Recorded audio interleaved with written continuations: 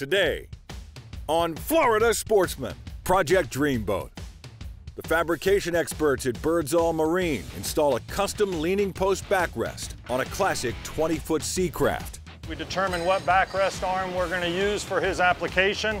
Now we're going to get this backrest installed. FS Boating editor George Labonte joins Josh Whitaker aboard his tricked-out 22-foot offshore. Josh's mechanical engineering background really came in handy when it came time to decide how he was going to lay out this offshore 22. The fiberglass masters at Wildfire Marine demonstrate properly repairing damaged gel coat. If you find a gel coat void, you need to get it replaced because what's going to happen is once the gel coat pops out, there's no waterproof protection for the fiberglass. And the TRB Customs crew splashes their latest custom skiff project. From bow to stern, you can see we have custom logos everywhere and our name, this is our design, this is our baby, and it's a pleasure to have out here finally. All coming up on Florida Sportsman Project Dreamboat. Join us as we follow one-off builds to all-out restorations in Stuart, Florida's Dreamboat District, home to some of the best custom boat builders in the world. From modest to over-the-top, industry experts from the district's premier facilities show how it's done. Fiberglass repair, custom paintwork, engine rigging, electronics installations, and more. And boating editor George Labonte shares the stories of boaters who have already turned their dreams into reality. This is Florida Sportsman Project Dreamboat. Here today we're at Birdsall Marine. We have some backrest arms, folding backrest arms for a customer who's got a beautiful Seacraft 20, and he's got a leaning post with no backrest on it. So we're going to try and pick the proper arm for Chris's backrest today. His wife's been requesting one, and we obviously got to accommodate everybody on the boat, so we're going to try and figure out what the best scenario is. So we've got a couple different arms. You can buy these as a backrest kit, different lengths, anywhere 29, 34, 43, 48, 60 inches. You can choose a width on there. If you'd like to measure the width of your seat and choose the backrest that's going to accommodate it bestly there. This one is a pleated option. This is a white pleat. This backrest here is a smooth white. So Chris's scenario, as being a custom boat, has a custom upholstery that we're doing there. And they're just about finished it up here in the upholstery department. Let's go take a look at what they've got done for Chris today. All right, here we go. So now we're in the upholstery department here at Birdsall Marine. Alan here is finishing up the custom backrest for the Seacraft we have outside. Here's some more of our awesome crew here at Birdsall. Now let's go see which backrest arm is going to be the best scenario to install in this boat here.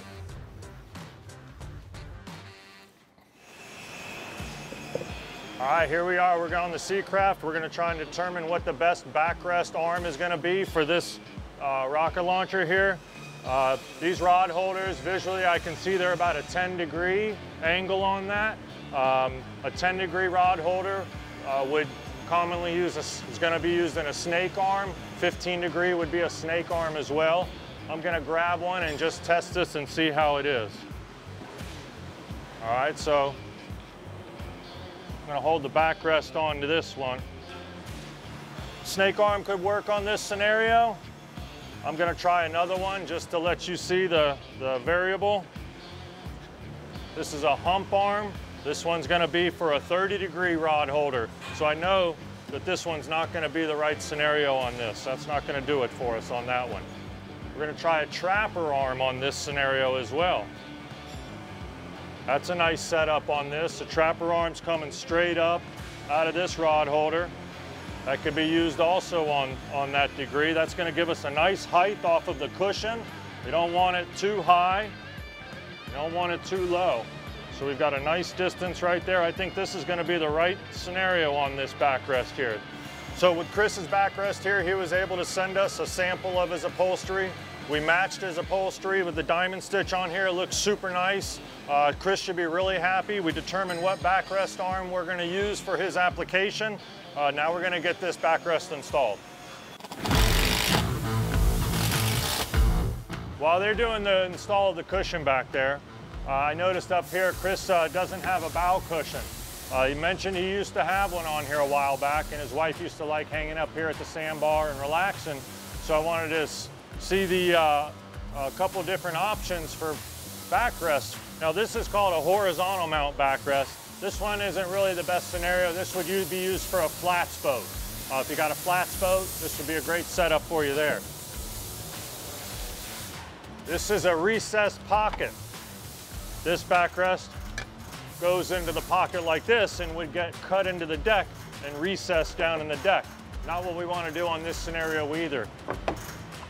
So Birdsall has a vertical mount backrest that would mount to the bulkhead here and put a cushion on that. I think this would be a nice setup on the bow seating right here. I think that'd be pretty cool. So when I see Chris, I'm gonna recommend maybe he could surprise his wife with another extra feature on the boat here. So let's go see how the install of the leaning post cushion is coming. So we've completed the backrest install here. Got the right arms for Chris. He's gonna be extremely stoked on this one. Wife's gonna be happy. Backrest arms are awesome on this thing. Folding here, he can stow it away when he's not using it. Bring it back out. Line them up back into the arms. So we've called Chris, he's on his way, coming to pick up the boat. He's gonna have a great weekend out on the water enjoying the new backrest. When we come back, George Labonte joins Dreamboat owner Josh Whitaker aboard his tricked-out 22-foot offshore in this week's One Man's Dreamboat segment. This segment brought to you by Two Rivers Boatworks. Exceptional design, quality, and craftsmanship. At Two Rivers Boatworks, we turn dreams into reality, one boat at a time. Specializing in the installation of the industry's leading audio, electronics, and LED lighting systems, to the custom design and fabrication of dash panels, foam decking, upholstery, and more. Our experienced technicians are certified to service Mercury, Yamaha, and Suzuki outboards. New boat envy? Our line of custom performance skiffs can be tailored to meet your unique boating needs. Visit our facility in Stuart, Florida, and turn your boating dreams into reality. Welcome back to Florida Sportsman Project Dreamboat. Join us for this week's One Man's Dreamboat segment with Florida Sportsman Boating editor George Labonte as we feature anglers who have already launched their dream. Florida Sportsman began these features 30 years ago, and the dreams just keep getting better. In today's boating world, there's a lot of gadgets and features that you can add to a boat, and there's so much technology that you can use in a boat. But with that said, there's also something really beautiful about the simplicity in a boat that's got everything you need on it and not a lot of fancy stuff that you don't. Today we meet up with Josh Whitaker for a look at his Offshore 22, which is a great example of how sometimes simplicity and functionality are the perfect ingredients for your dream boat. My uncle bought this boat around when I was born in 1989. So he's owned it since it was brand new. He ran it for a long time, and I'd say in the mid-2000s it needed to be rebuilt, you know, with the wood stringers and wood floor had rotten. And so he had it rebuilt. That didn't work out so well, and it needed to be rebuilt a second time after that. So it sat there for years, just the hull, no stringers, no floor or anything. So I approached him about, hey, can I keep this boat in the family and get it rebuilt? And he liked the idea, so we went ahead with it and bought the boat for $5 grand and started to work on the rebuild and all that entailed with that. And so it came with a lot of things though. The boat, you know, he had the tower already, he had the console, which we modified a lot in the live well, and the porter bracket as well. That's a big deal. So we got a pretty good deal on the boat, and then took it to a shop to have the stringers, the floor, and the paint done inside and out. And then from there, we completely rigged it. When it came to building and putting all the electrical in the boat, you know, I bought a CNC machine to be able to make perfect parts with it. So making hatches and making switch panels and stuff like that, I was able to save a tremendous amount by just buying material and building it myself. You know, I wanted a really simple layout. I love to fish, but you know, my 3- and 5-year-old like to do the sandbar thing. So we needed a boat that was versatile. You know, once we started planning it out and literally just drawing it on paper. Josh's mechanical engineering background really came in handy when it came time to decide how he was going to lay out this offshore 22.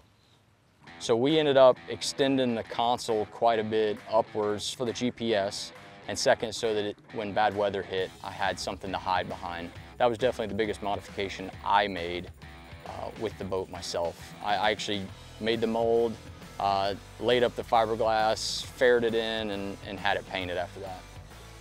So the tower is a really, really nice tower. We know the gentleman that welds the aluminum, so he was able to make this. This was actually, you know, came with the boat when I bought it, but he made it specifically for this boat and console, so everything's perfect on it. It folds down. You can see anything you want from up there. You're so high up and can drive from up there that it's really a perfect a perch to sit on when you're sight casting or just trying to find fish on the beach, whatever you need to do. It's really perfect spot to do that from. We moved the console and the tower forward about 6 to 8 inches to try to get the ride better on the boat. It kind of sat a little back heavy, so we moved that forward. That helped tremendously with the ride. With my background and just being around boats my whole life, we were able to put something together that we're really happy with. And you know, basically when we decided to go with the 4-stroke was because we had gotten out to the sandbar and the boat would not go into reverse anymore. We went ahead and pulled the trigger on the brand new Suzuki 175. I jumped from the 150 to the 175 because of the variable valve timing. It just gives the boat so much more torque on the low end to get it up on plane. And then we're running at about 4,000 RPM, getting about 4 miles per gallon. So that's a big thing. It really changed the boat. You know, we were happy with the boat when we had the 2-stroke, but now that we have the 4-stroke, it's so nice and easy and simple to take out with the family and then maintain. We're very pleased with that. So my everyday use with the boat is right now in the point of my life that I'm in is really just hopping sandbars and maybe going to grab some lunch.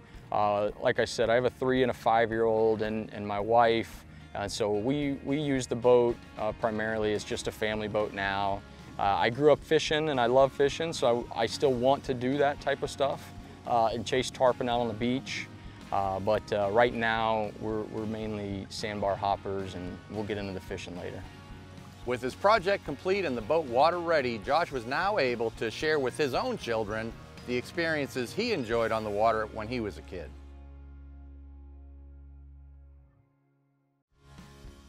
After an initial investment of $5,000 and spending $20,000 on repairs and custom modifications, the cost of Josh's Dreamboat comes to a total of $25,000.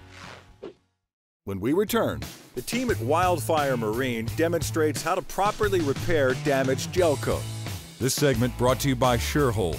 Clean and simple. The ultimate bucket list. Let's start with an ergonomic corrosion-free rope handle. Check. You want a caddy to organize your supplies and lift them out with ease. Check. Add in a bucket grate to elevate wash tools out of dirty water. Check. While you're at it, let's include integrated soap measuring cups.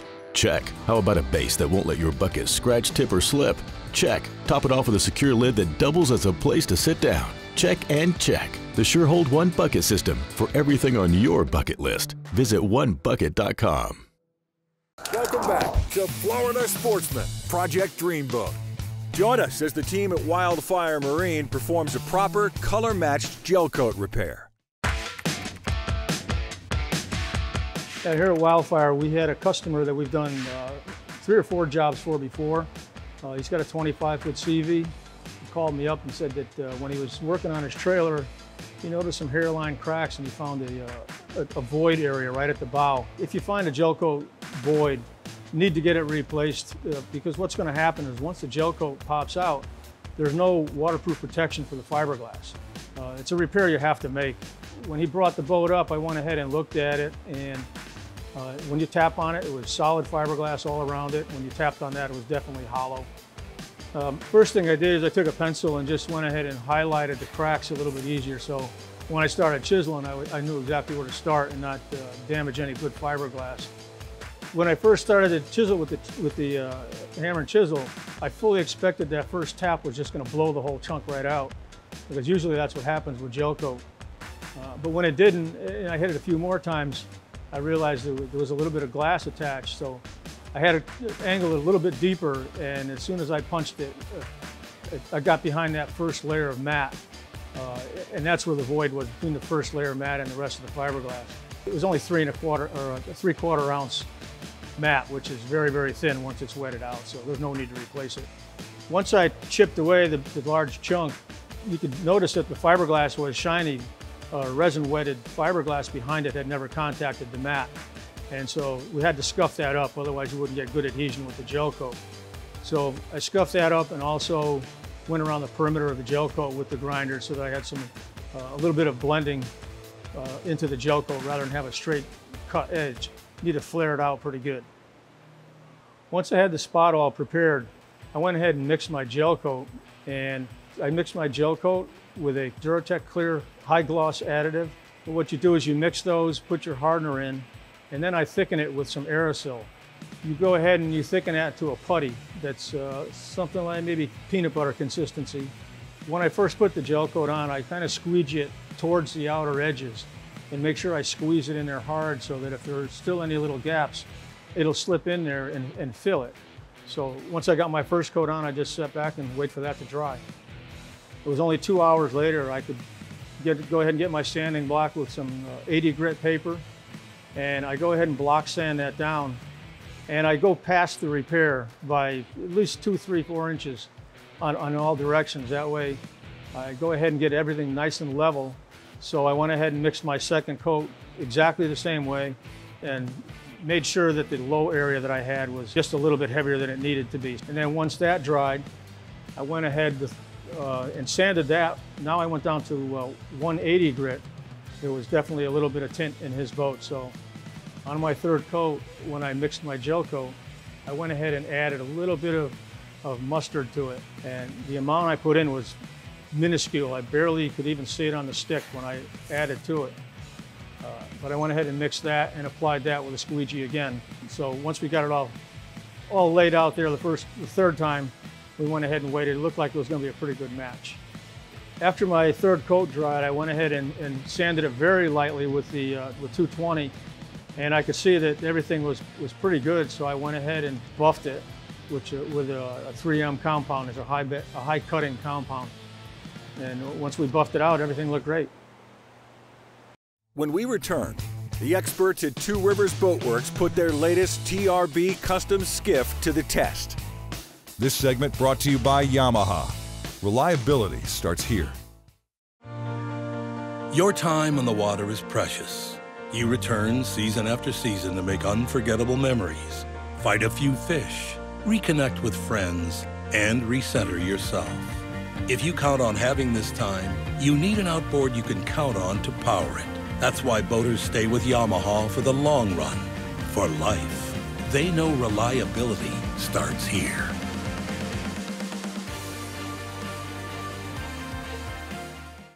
Welcome back to Florida Sportsman Project Dreamboat.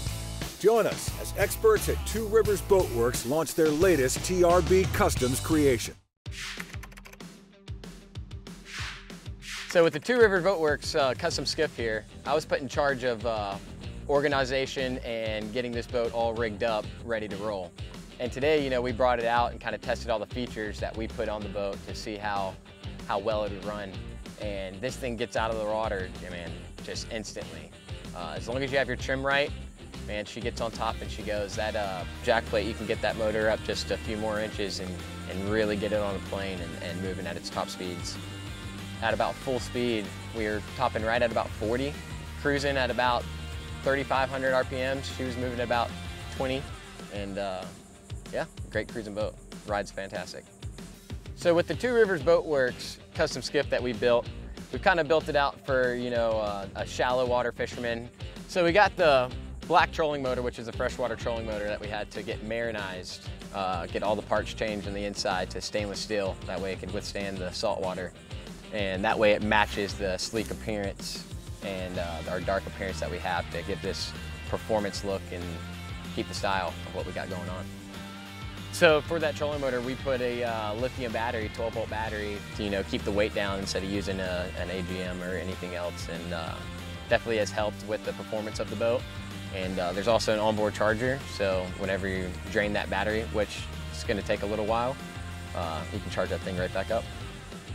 So one of the things that definitely helps out on this boat is, instead of one, we decided to go with 2 of the Power Pole Pro Series 2, 6-foot. Man, let me tell you, wherever you need to go, you drop both of them, that boat does not move. It keeps it nice and steady, and it's just perfect, man. So Dale likes the dark and sleek appearance, no buttons anywhere, everything's sleek, and flush mount. So on the TRB Custom, we actually we put a C-zone unit on this, and that way we don't have any of your switches on the dash. And the only switches that we have on this boat, we actually put a start, stop, and an up-down for the jack plate and the motor on a little 4x4 panel right down here by your feet. The C-zone is all accessed right through this SIMRAD. You just click on, and you have everything right here. All you gotta do is click what you want on, off, that's it. Very simple, very useful without having all the switches in your way. You don't have to worry about anything getting caught on it. Definitely advantage to this boat. So with the side panel here, we put the radio, a voltage meter, the battery switch, and the key switch. That way all of our electronics can fit in there and our wiring's nice and neat back there. Definitely helps out with the flush design that we were going for. So with the sound system on here, we put 4 9-inch Blue Wave speakers in. All 4 of them have a RGB LED insert, and yeah, for a 16-foot boat, this thing whams. So with the lights, we have undergunnel lights that are actually tied into the same controller as our speaker lights. So those have the same match of color. And then also we have 2 underwater lights, and at night, this thing absolutely lights up. Two Rivers, we definitely put our touch on this boat.